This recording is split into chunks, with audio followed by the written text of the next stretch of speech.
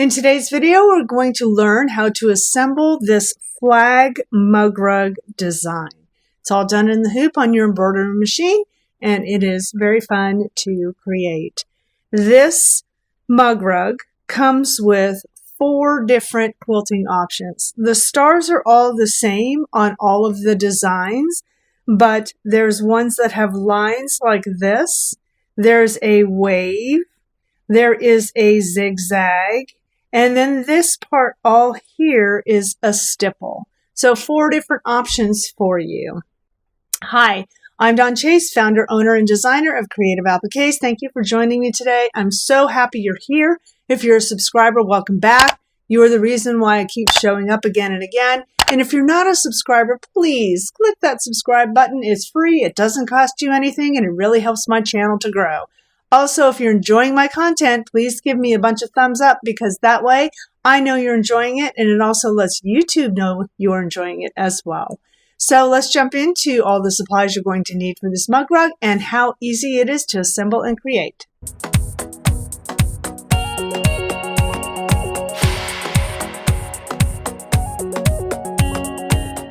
Let's talk about the supplies we're going to need. First, you're going to need your hoop. I'm doing the 5x7 design today, so I have my 5x7 hoop.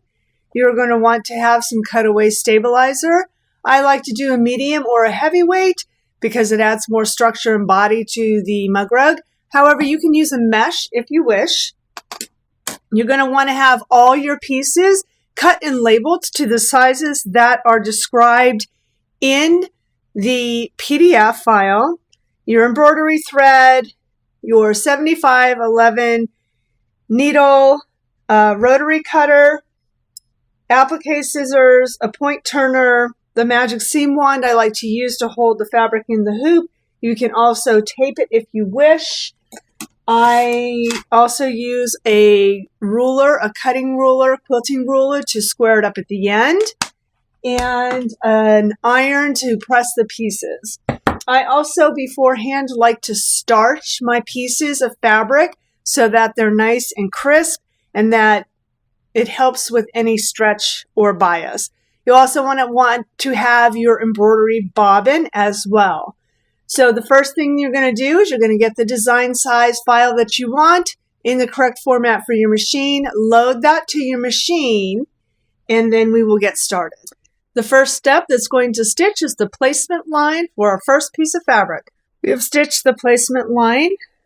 Now we are going to take the batting and place it to cover all the stitching, and we are now going to tack this down. The placement line has been stitched. Now I am going, or the tack down has been stitched.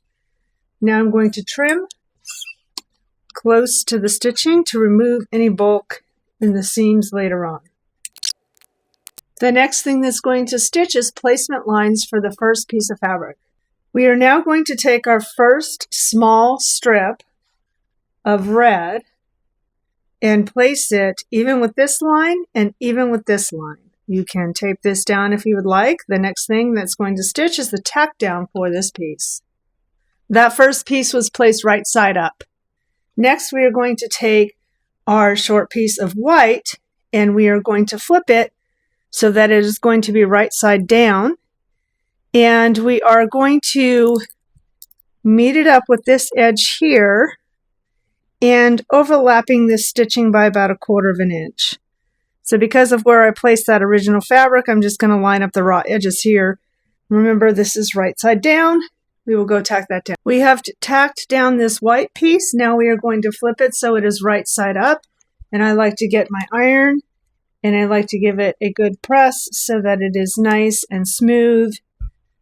And we will go back to the machine now and tack this down. The white piece has now been tacked down. We are going to take the second short piece, red, and we are going to flip it so it's right side down, meeting up against this line here, and overlapping the stitching by about 1/4 of an inch.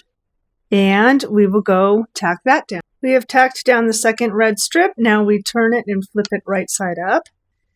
And again, I like to give it a nice press. And we will go tack this piece down. Now that that has been secured, we are going to take the blue piece, and we are going to flip it so it's right side down. We want to make sure we're lining it up with this line here and this line here. So if it was here, we will flip it over and have this raw edge even with this stitched line, and making sure that this line here is even with that. Okay, and that way you know that when it's flipped over and it's secured down, it will be in the correct position. The blue is now tacked down. We're going to flip it right side up and give it a press. We want to make sure that the raw edges are lining up with this and extending past these two lines, making sure of that. Next, we're going to tack this piece down. The tack down is stitched. Now we are going to take the white long piece. Again, we're going to flip it right side down, and we're going to be covering this stitching here by about 1/4 of an inch.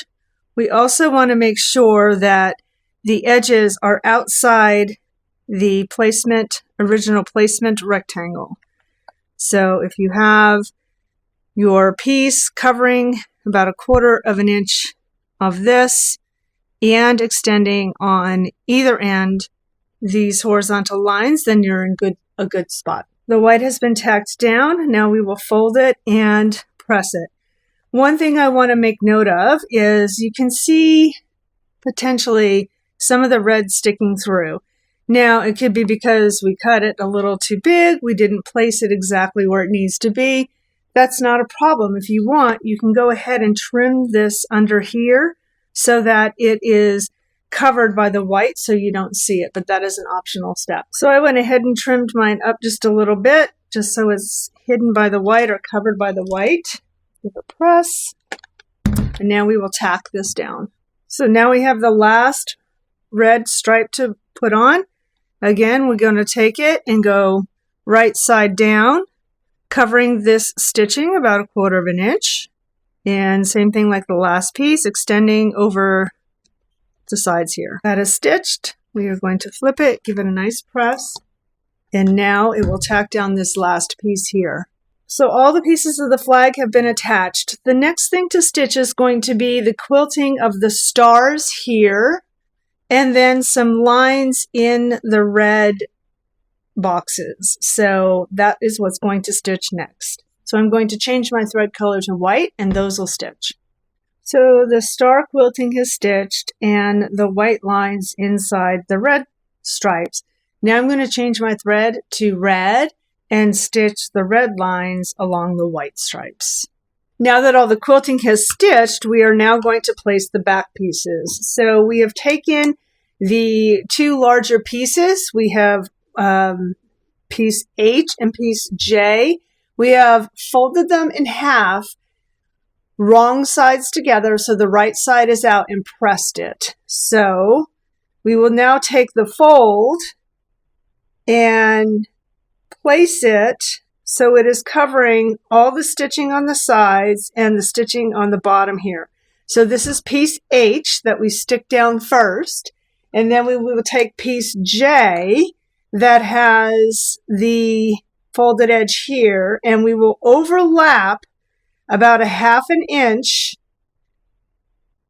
so that it is overlapping here. You can see the two edges, and making sure I'm covering all the stitching here and here.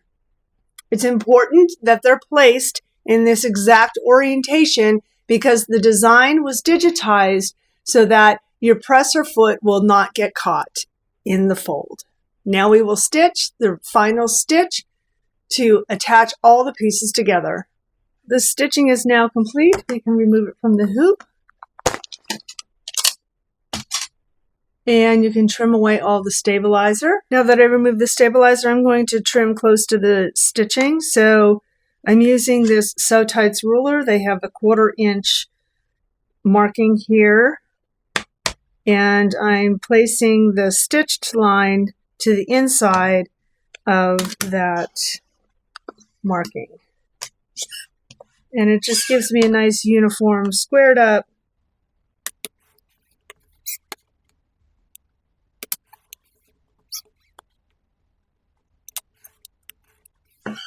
also cut across the corners to help you not have so much bulk in there.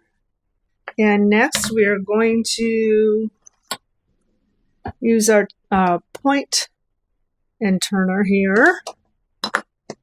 So we're going to take this and turn it right side out. Now I like to get my point here. You can use a chopstick, anything with a dull point.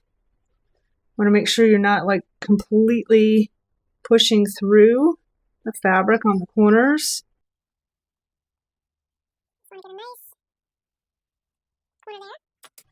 I'm going to take my press mat. I'm going to turn it over. I like to press from the back first, so I like to get the fabric and kind of push it so it is nice and flat. You noticed I used a solid color on the back. I don't like to use my prints or my favorites on the back. That's not really going to be seen. And now I will do a good press also from the front. And now to close up the back, you can get a piece of the steam seam too, or however you like to close up the back. So we put it on the inside of the fold. Make sure it's all in there. The paper is still on it right now, and I'm just giving it a good press so that it stays on. Then I will remove the paper.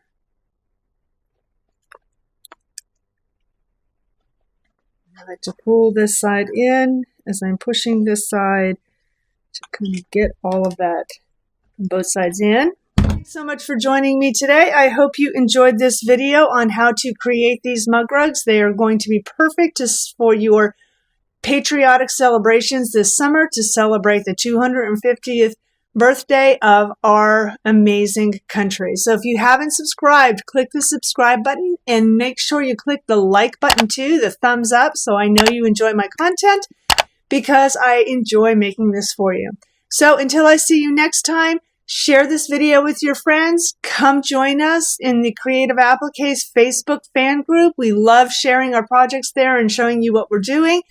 And until I see you next time, make your life creative. Bye for now.